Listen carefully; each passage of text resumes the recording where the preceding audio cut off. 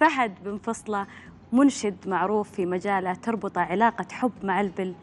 زميلنا إبداح بن شويشان زار فهد في مخيمة ورجع لنا بهذا التقرير، خلونا نشوفه مع بعض.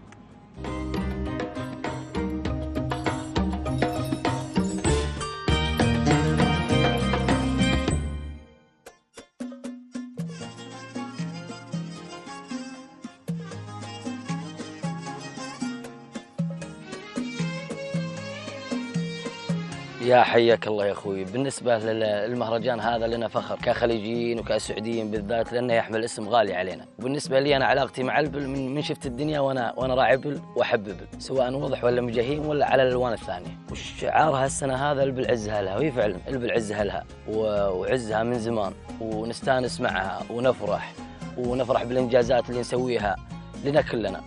فنقول اليوم الله يوفقهم جميع المشاركين، وبحد ذاتها اللي يشارك هذا متنومس مستانس عندها ومبسوط بشوفة الوجيه الغانم اللي شروك.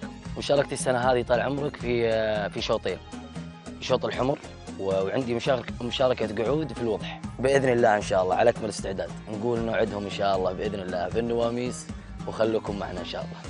والبلد عزها لها. السعودية طبعا تعيش أيام جميلة وأيام فرح في استضافة إكسبو 2030.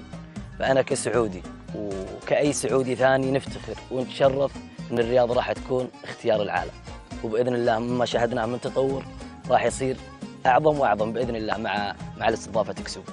أقول طال عمرك بهالمناسبة يطهر بلد وأغلى بلد، من دون حدك نتحد والسيدي صن العهد.